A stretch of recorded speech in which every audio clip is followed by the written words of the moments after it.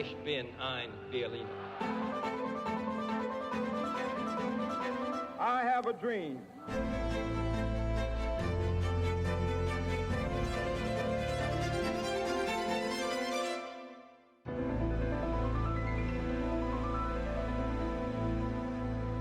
Olá, bem-vindos a mais um episódio de A História Repete-se, com Henrique Monteiro. Olá, Henrique.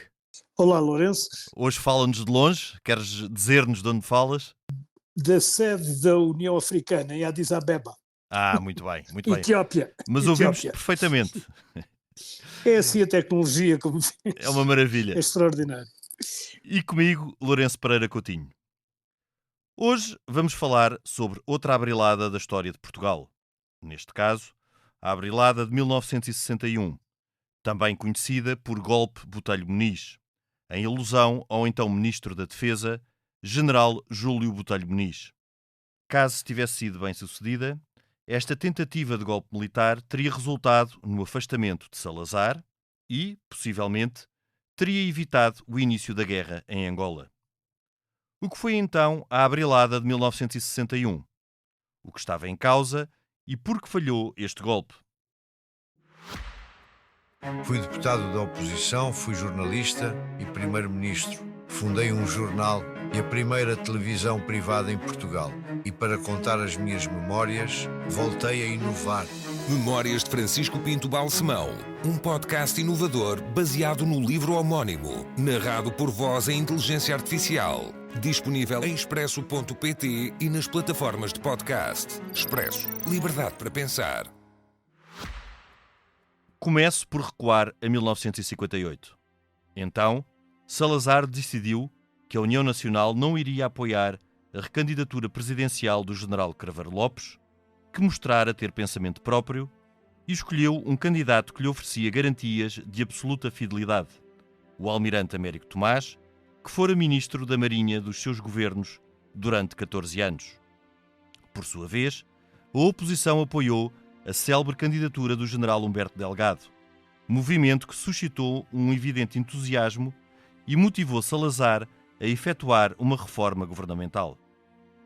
Em junho de 1958, o almirante Américo Tomás foi, sem surpresa, o vencedor das eleições condicionadas para a presidência da República. 2 meses depois, Salazar procedeu a uma importante remodelação governamental. Pedro Teutónio Pereira substituiu Marcelo Caetano como ministro da Presidência e o general Botelho Muniz substituiu o coronel Santos Costa na pasta da Defesa. Ou seja, Salazar substituiu na presidência um delfim de quem desconfiava, Marcelo Caetano, por outro que lhe era indefetível, Pedro Teutónio Pereira, enquanto que, na Defesa, substituiu um ultra do regime, o coronel Santos Costa, por um reformista, o general Botelho Muniz. A remodelação obedeceu assim a uma das táticas preferidas de Salazar: baralhar para que tudo ficasse na mesma. Júlio Botelho Muniz, o novo ministro da Defesa, não era um adepto da democracia, mas também não era um salazarista. Fora um apoiante do 28 de maio de 1926 e, mais tarde, ministro do Interior entre 1944 e 1947 e adido militar em Madrid e Washington. A sua experiência nos Estados Unidos e os contactos militares no âmbito da NATO fizeram-no aperceber-se da desadequação das Forças Armadas Portuguesas aos desafios do seu tempo. Também, e à medida que a década de 1950 avançava, Botelho Muniz convenceu-se da inviabilidade da política portuguesa em relação às então chamadas províncias ultramarinas. Na altura, a orgânica do Ministério da Defesa, um super-ministério, enquadrava o Ministério do Exército, liderado pelo coronel Almeida Fernandes, o Ministério da Marinha, tutelado pelo almirante Quintanilha Dias, a Subsecretaria de Estado do Exército, liderada pelo então tenente-coronel Costa Gomes, que seria futuro Presidente da República entre setembro de 1974 e junho de 1976, e a Subsecretaria de Estado da Aeronáutica, liderada pelo coronel Caúlza de Arriaga. Entre 1958 e 1961, o mal-estar nas Forças Armadas esteve sempre latente, sobretudo entre os oficiais mais jovens, que promoveram algumas reuniões conspirativas. Em 1959, uma destas reuniões resultou numa mal preparada intentona, o chamado Golpe da Sé, que visava derrubar o regime e em que estiveram envolvidos o Major Pastor Fernandes, líder do plano, o Capitão Carlos Vilhena, um eterno conspirador, e civis oriundos do catolicismo progressista. Já no campo político, ocorreram acontecimentos de maior relevância. Em abril de 1960, o Tribunal de Haia reconheceu o direito à autodeterminação dos povos não autónomos e, a 20 de janeiro de 1961, o democrata John Fitzgerald Kennedy tomou posse como presidente dos Estados Unidos. A eleição de Kennedy provocou uma alteração da política americana em relação a Portugal, pois o novo presidente americano apoiava a autodeterminação dos povos africanos e deu instruções ao seu embaixador para que pressionasse o governo de Salazar a aceitar uma evolução faseada das colónias portuguesas rumo à independência.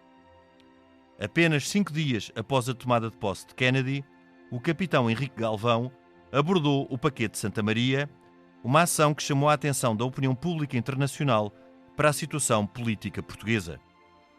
No mês seguinte, em fevereiro de 1961, o embaixador americano alertou Botelho Muniz para a possibilidade da votação que iria decorrer na ONU sobre os territórios não autónomos ser desfavorável a Portugal. Argumentou então que, para a administração Kennedy, os Estados Unidos só poderiam continuar a defender a posição de Portugal, um seu aliado, desde que esta fosse razoável para a opinião pública americana. O governo de Salazar deveria dar, pois, um sinal de abertura, anunciar que estava a ponderar conceder uma autonomia progressiva aos seus territórios ultramarinos, mediante um calendário sem datas fixas. O processo até poderia demorar 10 ou 20 anos, mas deveria ter início.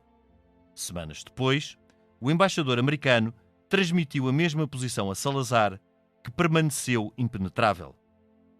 A 15 de março de 1961, Portugal acordou com a notícia do massacre no norte de Angola perpetrado pela UPA, União dos Povos de Angola, e que provocou a morte de 1.200 brancos e 600 negros, a maioria de etnia bailunde. Para o general Botelho Muniz, aquele era um ponto sem retorno. Era hora de agir. Em finais de março, Botelho Muniz endereçou uma carta a Salazar, em que expressou preocupação com a situação política e militar e defendeu a necessidade de reformar a política ultramarina. Dias depois, o ministro da Defesa deu pessoalmente conta destas preocupações a Salazar, que concordou com alguns dos seus receios. Contudo, o presidente do Conselho mudou de opinião, sobretudo depois de ter conhecimento da oferta americana de ajuda, que recusou inquestionavelmente.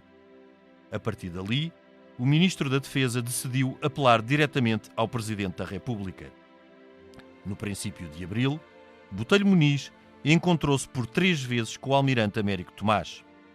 A última destas conversas teve lugar a 11 de abril e contou com a presença de Almeida Fernandes, que era então ministro do Exército.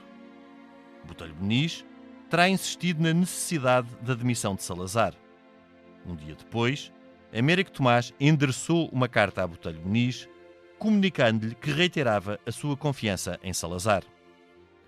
A resposta do Presidente da República motivou Botelho Muniz a avançar para um golpe palaciano. O objetivo seria afastar Salazar e, eventualmente, destituir Américo Tomás. Na contagem de espingardas, o Ministro da Defesa contava com o apoio, embora hesitante, do Coronel Almeida Fernandes e a adesão convicta de Costa Gomes, Subsecretário de Estado do Exército, também do General Beleza Ferraz, Chefe de Estado-Maior-General das Forças Armadas, do General Albuquerque de Freitas, Chefe do Estado-Maior da Força Aérea e de comandantes das regiões militares. O grupo tinha ainda o apoio do Marechal Craveiro Lopes, antigo Presidente da República, e estaria em contacto com Marcelo Caetano, sem ter, contudo, note-se, obtido a sua adesão ao movimento. Por seu lado, Américo Tomás e Salazar contavam com a fidelidade do Ministro da Marinha, Almirante Quintanilha Dias, do Coronel Caúlza de Arriaga, Subsecretário de Estado da Aeronáutica, e do general Câmara Pina, chefe do Estado-Maior do Exército. Num campo neutro, ou expectante, estavam o almirante Sousa Uva, chefe do Estado-Maior da Armada, e o ministro do Interior, coronel Arnaldo Schultz. Os acontecimentos precipitaram-se nos dias seguintes.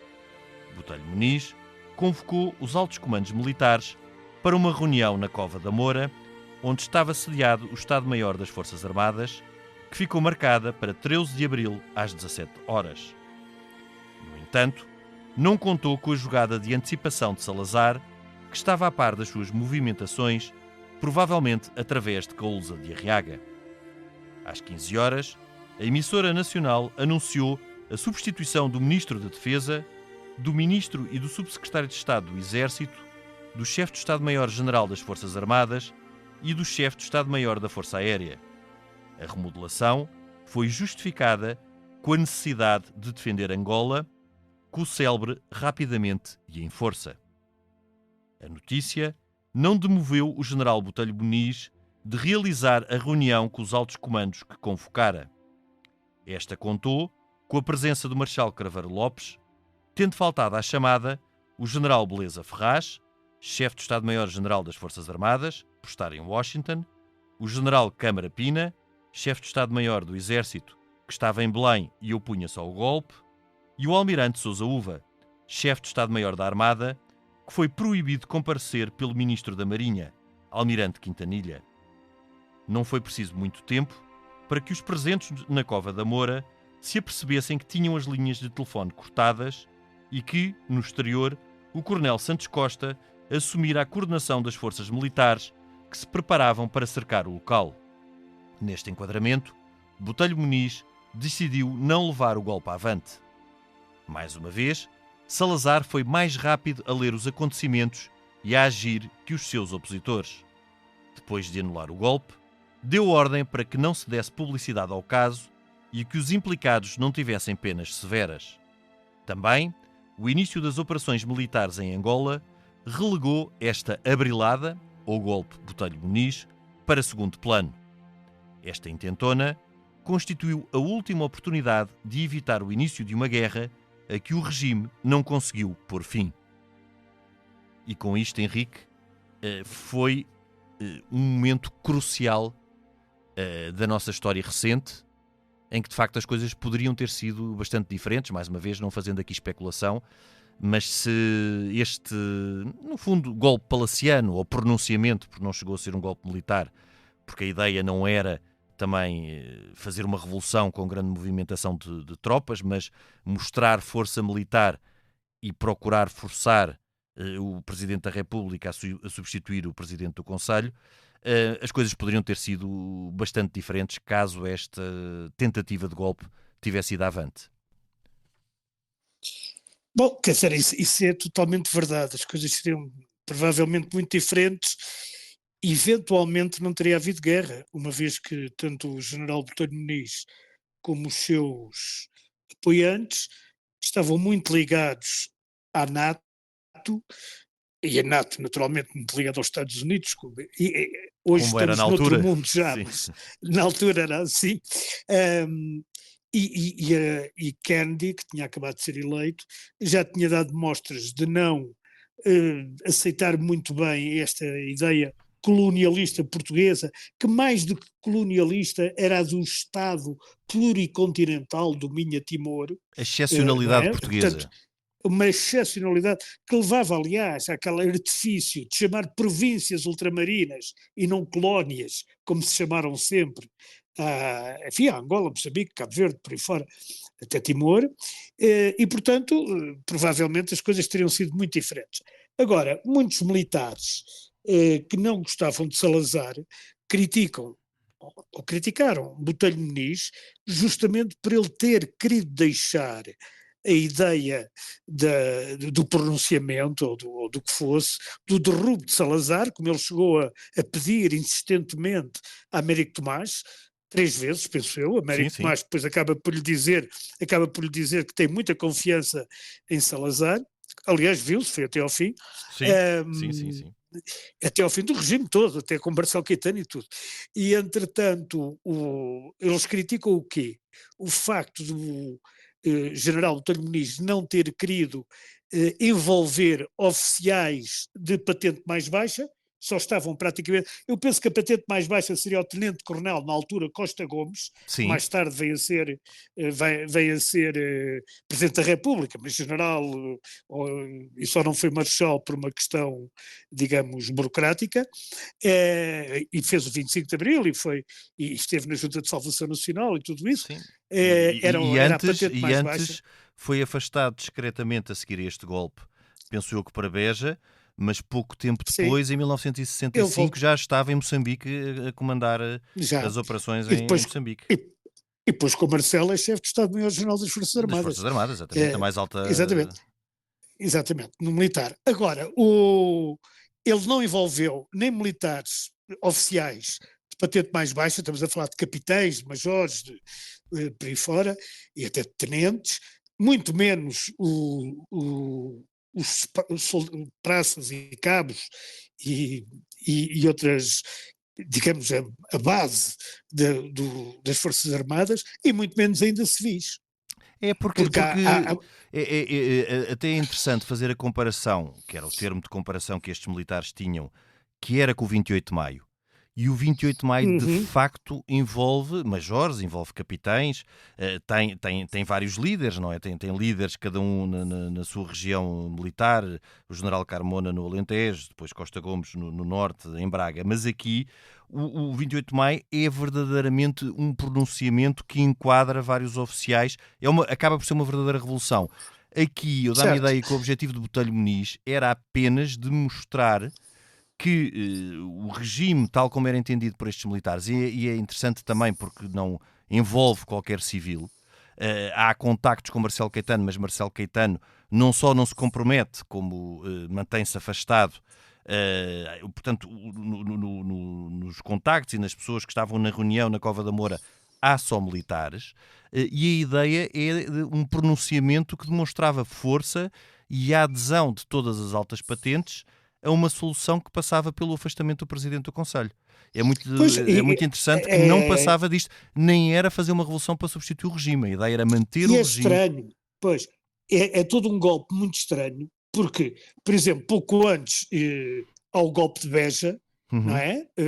E o golpe de Beja envolve, de facto, militares, e envolve, tu falaste aí do interno conspirador Carlos Vilhena, que eu ainda conheci, né? o Carlos Vilhena, que era capitão, e era capitão feito pela República, porque ele na verdade era sargento, salvo erro, ou cabo, ou não sei o quê, ele esteve ainda na Rotunda, e depois ele adera ao 28 de Maio. Era mesmo um eterno conspirador. Ele depois faz várias conspirações durante a República, adera ao 28 de Maio e depois zanga-se com o 28 de Maio e com a ditadura, passa para a oposição, apoia sempre tudo o que há na oposição e chega ao 25 de Abril e morre em 88, 14 anos depois do 25 de Abril. Teve uma vida longa. Teve uma vida longuíssima, teve quase 100 anos de vida, o capitão Carlos Vilhena. Mas, curiosamente, em Beja, não estão só os militares, portanto, como é que ele se chama? O chefe de Estado, o mais graduado de todos, que era o Lemos, agora escapa-me o nome dele, pronto, e o próprio Carlos Vilhena, que era capitão, mas estão também muitas pessoas civis que são, digamos, contra o regime, não de uma forma... digamos, como o Partido Comunista era, uma forma extrema, mas de uma forma relativamente moderada. Eu lembro, por exemplo, de Francisco Sousa Tavares. Teve participação, embora indireta, neste golpe, não é? E outras pessoas, na altura, Tenente Varela Gomes, que mais tarde foi coronel, não é? E a oposição ao regime fazia-se de várias formas, não é? Dentro do regime, daqueles que achavam que tinha que haver uma evolução, sobretudo solucionando a questão das colónias, a questão ultramarina, e dando-lhe uma evolução. E até é interessante, porque há aqui um fator decisivo, que é a ligação de Botelho de Muniz com os Estados Unidos. chamavam, depois Salazar acaba por lhe chamar alguém que estava a soldo dos americanos, e para Salazar qualquer interferência dos Estados Unidos era imediatamente rejeitada, aliás, como ele o fez. E é interessante porque nas primeiras reuniões que Botelho Muniz tem com Salazar, a propósito de uma questão, de uma possível guerra em África, que se estava a adivinhar, não é? Não só durante a década de 50 tinham começado os movimentos de independência e descolonização, França também estava a braços com um problema na Argélia. Há uma outra situação que é a da... qualquer palco de guerra em África não se enquadrava no âmbito da NATO, ou de uma obrigação de auxílio das potências da NATO a Portugal, nem Salazar o queria. Mas logo que Salazar se apercebe, e apercebe-se através da polícia política, e depois também por intermédio de Cousa da Riaga, porque Cousa da Riaga integrava este superministério da Defesa tutelado por Botelho Muniz, mas era contra qualquer tentativa de afastar Salazar. Como aliás, e é curioso para a história isto, como aliás Spínola e Adriano Moreira, que tiveram papéis importantes, diferentes, claro, um académico, o outro militar, depois já do 25 de Abril. Exato. E que foram contra o Botelho Muniz, tanto um como o outro. Aliás, Adriano Moreira é nomeado ministro do Ultramar precisamente em abril de 1961.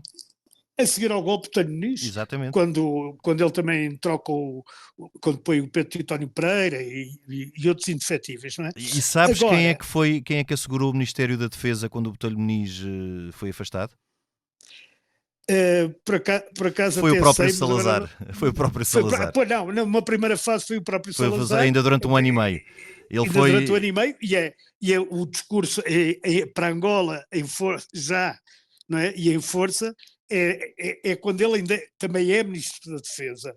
Exato. E depois é que vem... Que era uma solução muitas vezes, era uma opção que Salazar tinha, era que quando afastava uma figura relevante, como por exemplo um Armindo Monteiro, ou neste caso Botelho Muniz, ele assumia interinamente a pasta e não a passava imediatamente para um terceiro. Bem, até as finanças, ele teve isso e os negócios estrangeiros. E os negócios estrangeiros. Mas há aqui uma coisa curiosa, é que há um elemento, comandante da equipa de Botelho Muniz, chamado Viana de Lemos, salvo erro, que tem dos Estados Unidos a informação que a UPA, União dos Povos de Angola, vai fazer ataques bárbaros no norte de Angola. E isto antes deles serem feitos, não é? Porque eles são feitos aí também em abril, por volta de abril ou março de 61. Aliás, este ano de 61 é um ano trágico, podia ter sido um ano trágico para Salazar. É um ano horrível, é? Depois acaba com a invasão pela União Indiana do Estado português da Índia. Pois, aquilo é o ano, acontece-lhe tudo, não é? Começa a guerra, há o problema da Índia, há tudo junto, há as questões que ainda vinham do tempo da própria oposição, que se reestrutura, bom, enfim. Mas este Viana de Lemos tem, ao Kennedy, na eleição do Kennedy, esqueci-me agora, que foi também bastante má para Salazar. Foi um ponto de viragem. O Viana de Lemos sabe que vai haver um ataque daquilo que se chamavam terroristas, que era a UPA, e que fizeram atos de verdadeiro terror aqui entre nós. Sim. Pronto, massacres. Isso é verdade. Massacres e até canibalismo, dizem. Mas o problema é que ele sabe, transmite ao Botelho Muniz, o Botelho Muniz tem algum ceticismo, não é? Mas manda um telegrama ao chefe de Estado-Maior-General das Forças Armadas, que na altura era um general chamado Beleza Ferraz, não é? Mas, e a partir daí a coisa devia ter ido para o governo e espalhado, mas não se espalhou. Ou então, o Salazar, como há quem defenda, pretendeu que o ataque se desse mesmo naqueles moldes bárbaros, embora custando a vida a 1.200 portugueses, mais ou menos, não é? Para mostrar como era dever de Portugal defender os brancos em Angola, que eram portugueses também. embora Pois. até determinada Pois, altura isso portugueses permanecerá isso permanecerá insondável, na não é? bruma. O maior biógrafo e mais estreito colaborador de Salazar, Franco Nogueira, também não, nem quita essa hipótese, quer dizer, Nem mas a também reforça, sim.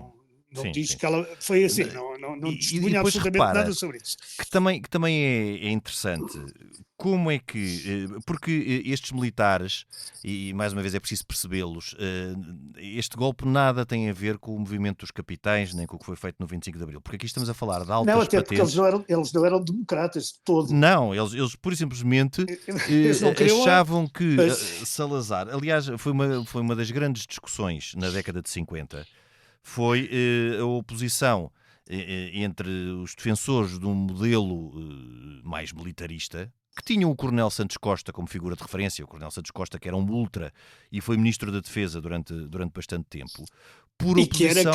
e que era capitão, o que irritava qualquer general Sim, ele depois ser foi coronel, mandado. ele já era coronel Está como bem, Ministro da sim, Defesa, mas mas mas era muito, tinha uma patente muito abaixo das pessoas em sim, quem não era mandava. general, claro. Isso para os militares era um bocado humilhante. Não, E enfim, depois, não por é que outro lado, havia um Marcelo Caetano que defendia, que foi um defensor do modelo corporativo, e que permaneceu sempre em tensão com Santos Costa. E é interessante que na remodelação de 58, que também é uma remodelação fundamental, Salazar tem uma decisão salomónica, afasta os dois. é Afasta os exatamente. dois Mete o Pedro Titónio Pereira e mete o Pedro Titónio no lugar Pereira de Salazar. no Ministério da Presidência, portanto, que acaba por ser o Ministério, o Exatamente. seu braço direito, e põe Botelho um Muniz no lugar de reformista Santos Costa. no lugar de Exato. Santos Costa. Mas qual é que era a ideia? Porque Salazar, na altura, neste contexto, ele tinha duas figuras militares que se lhe opunham, que estavam fora do seu controle. Um, o general Humberto Delgado. Claro, E outro, totalmente fora. completamente fora. E outro, ainda mais perigoso, porque institucionalmente com outro peso, que era o Marechal Craveiro Lopes. Craveiro Lopes era o único Marechal do Exército. Exatamente. Tinha sido feito logo em 58, tinha em 57, Salazar, de uma forma muito cínica e muito subtil, acabou por lhe dizer, sabe como é, Sr. General, Sr. Presidente, a União Nacional decidiu não apoiar a sua recandidatura. Portanto, obviamente que foi uma decisão de Salazar.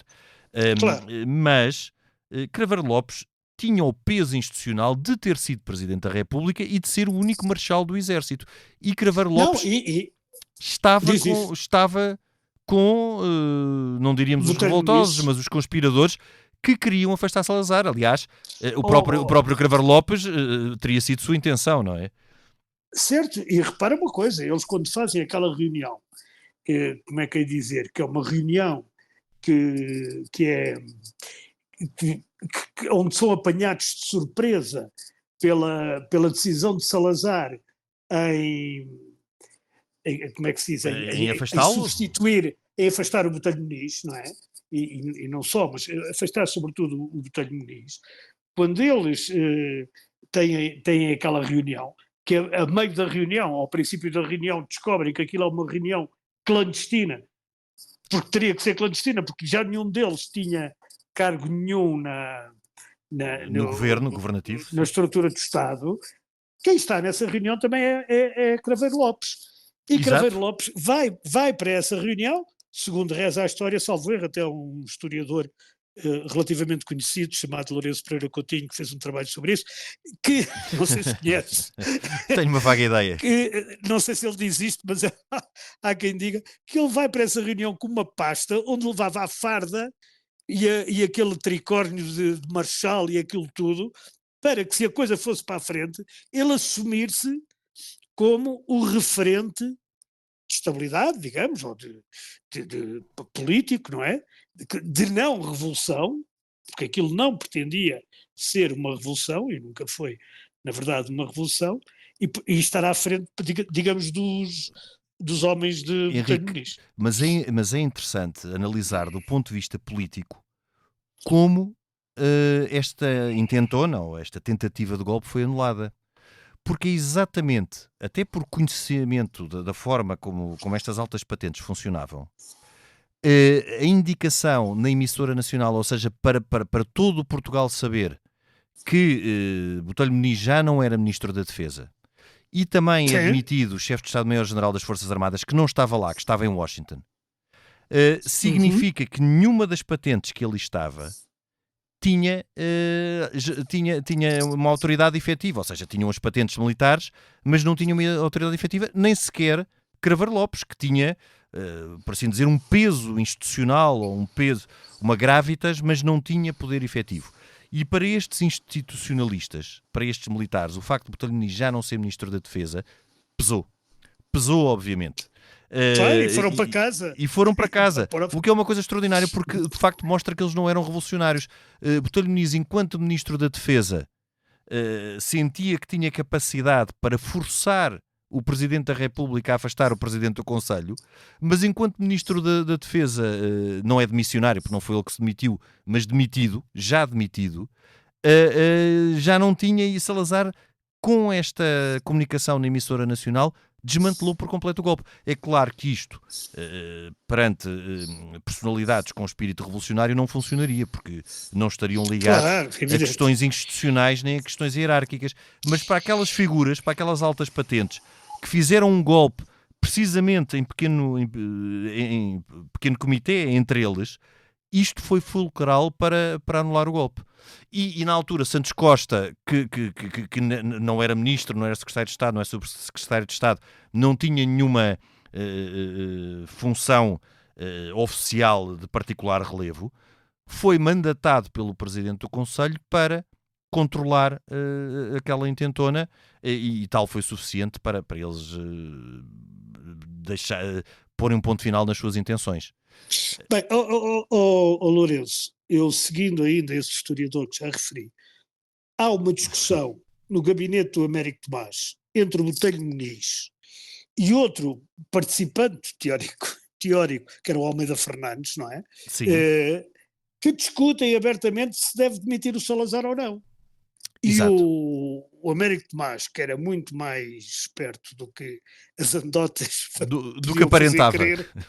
Exatamente, e as anedotas dele podiam fazer crer, deixou aquilo andar. Mas mais importante que isso, o próprio Salazar, quando lhe diz, o Botelho Muniz e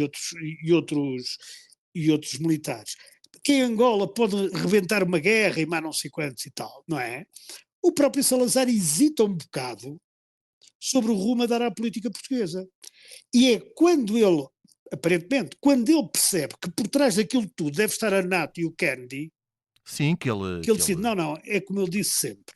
Exato. Porque até o exército português, até ao Santos Costa, digamos até ao final do Santos Costa, que é em 58, 59, estava toda orientada para defender o território do continente. A metrópole, exato. E não havia qualquer plano para defesa. Não havia planos para Angola, Moçambique, para nada, nem para a Guiné. O que é inacreditável de pensarmos exato. isso. E a guerra começa 2 anos depois em Angola, não é? Recordemos, há não só os ataques da UPA, que levam depois o tal para Angola em força, mas em 4 de fevereiro de 61 já tinha havido, agora da parte do MPLA, o ataque à prisão de Luanda, não é?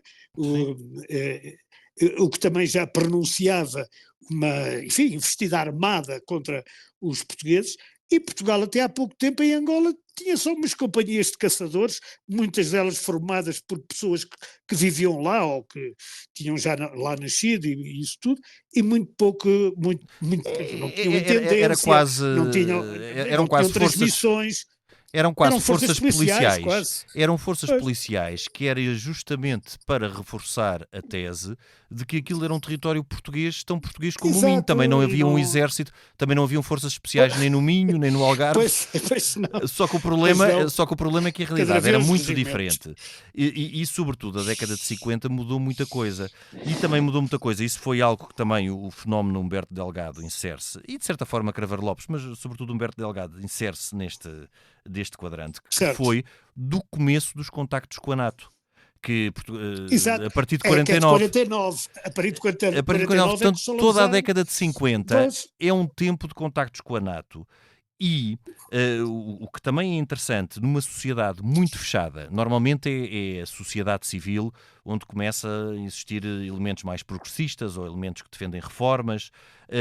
Aqui foram os militares que se tornaram politizados, ou pelo menos que perceberam como é que funcionavam os regimes liberais e democráticos ocidentais.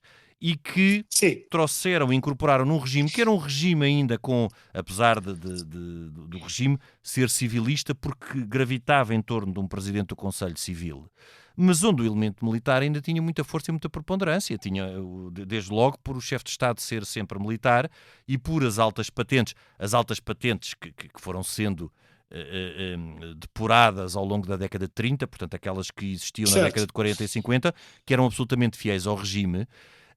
Há ali um tempo em que isso de facto acontece, vá lá desde 37, 38 até 1950, mas depois a partir da década de 50 começamos a ter militares a chegarem a altas patentes já influenciados pela sua vivência e pelos seus contactos na NATO. E Aliás, isso faz toda a diferença. O próprio Berto Delgado era chamado pelo Partido Comunista de General Coca-Cola. O General Coca-Cola, exatamente. E Botelho Muniz aqui foi a mesma coisa.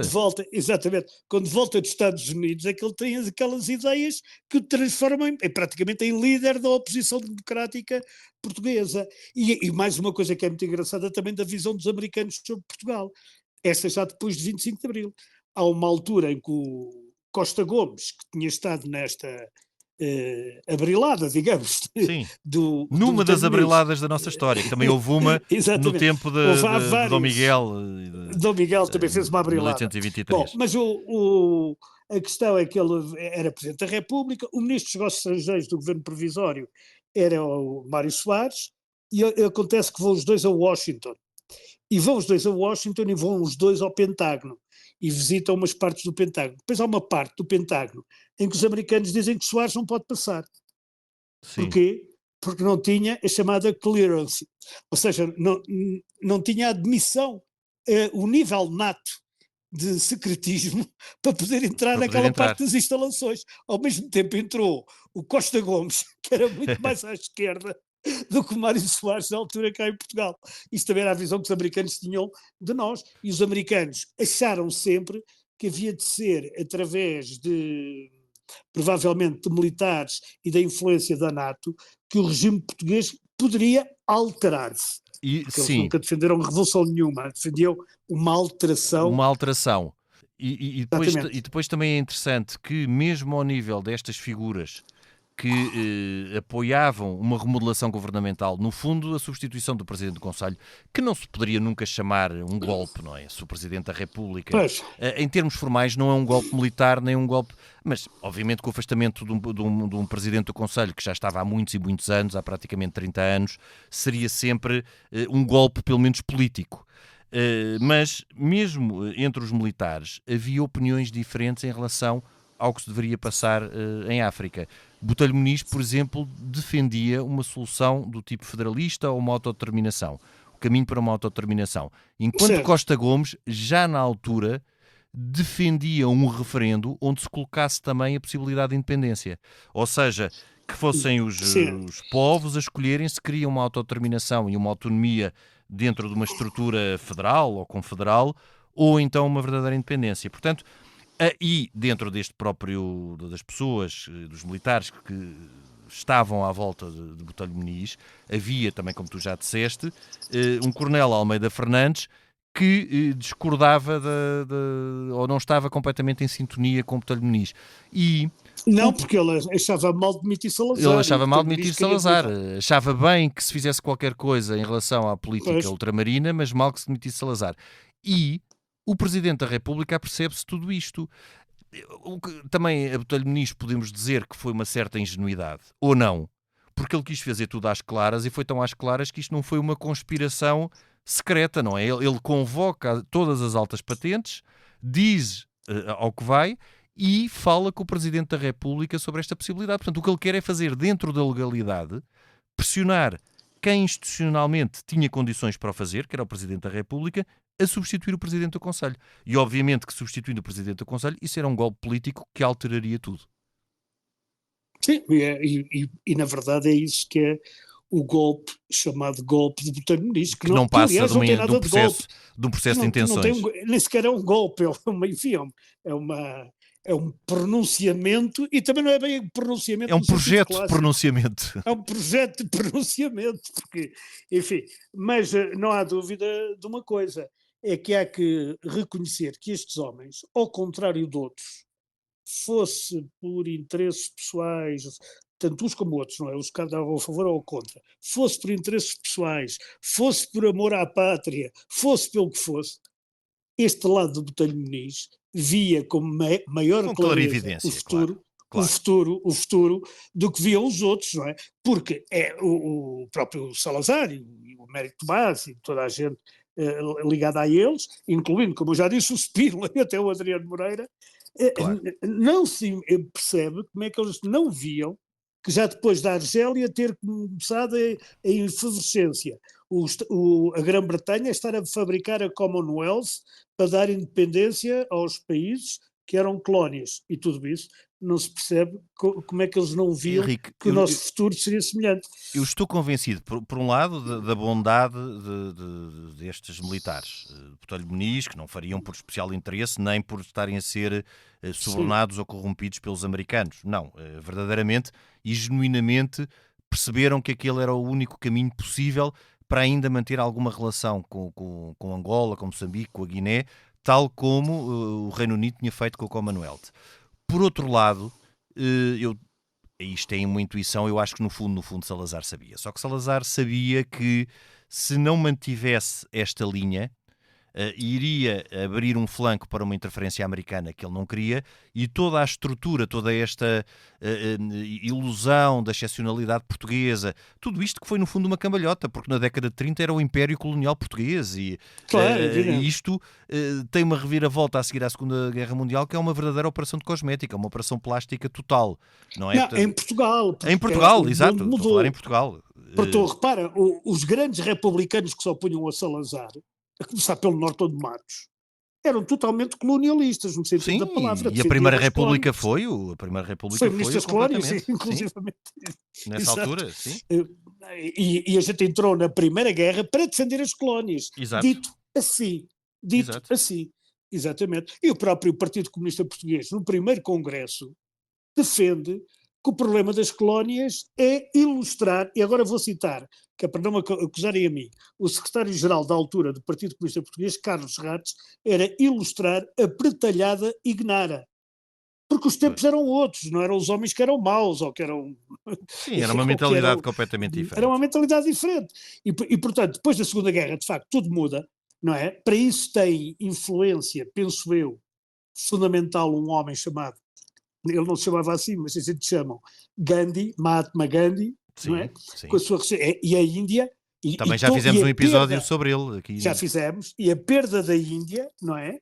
E depois a fundação do Congresso Nacional Africano, à imagem do Congresso Nacional Indiano, por Nelson Mandela, exato. Mais tarde, e o Patrício Lumumba, no Congo, que é preciso não esquecer, o Ben Bella na Argélia e outras pessoas. Bem, eu estou aqui a Addis Abeba, na União Africana. Sim, tu estás aí na União Africana, portanto estás no sítio certo. Estou no sítio onde estes homens são todos, o Nasser e tal, são todos reconhecidos, não é? E todos muito elogiados. Eram outros tempos, na década de 60, a posição portuguesa já era completamente descontextualizada. Embora Portugal tivesse aqui um aliado, não é? Que era o imperador, na altura, da Etiópia, Haile Selassie. Exato. Aprendi a dizer agora. A minha má pronúncia de etíope. Bom, e assim perdeu-se a oportunidade de se evitar uma guerra de 13 anos e este golpe, Botelho Muniz, não passou do processo de intenções. E por aqui ficamos por hoje. Aproveito agora para sugerir o novo podcast do Expresso, As Origens Intelectuais da Revolução, um programa de 5 episódios que resulta do ciclo de debates As Origens Intelectuais da Revolução Portuguesa, As Causas dos Livros, organizado pela Biblioteca Nacional de Portugal e produzido pelo Expresso no 50º do 25 de Abril.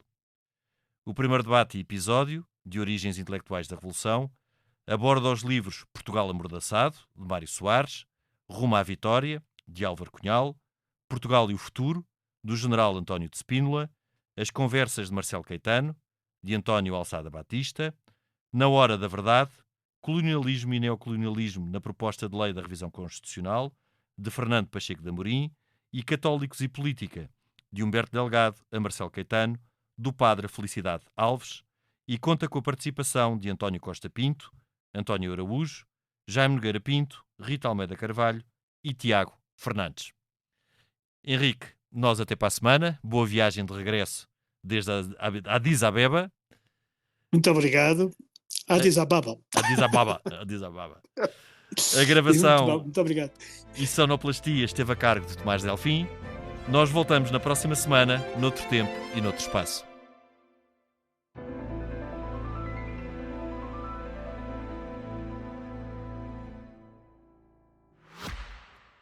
Fui deputado da oposição, fui jornalista e primeiro-ministro. Fundei um jornal e a primeira televisão privada em Portugal. E para contar as minhas memórias, voltei a inovar. Memórias de Francisco Pinto Balsemão, um podcast inovador baseado no livro homónimo, narrado por voz em inteligência artificial. Disponível em expresso.pt e nas plataformas de podcast. Expresso. Liberdade para pensar.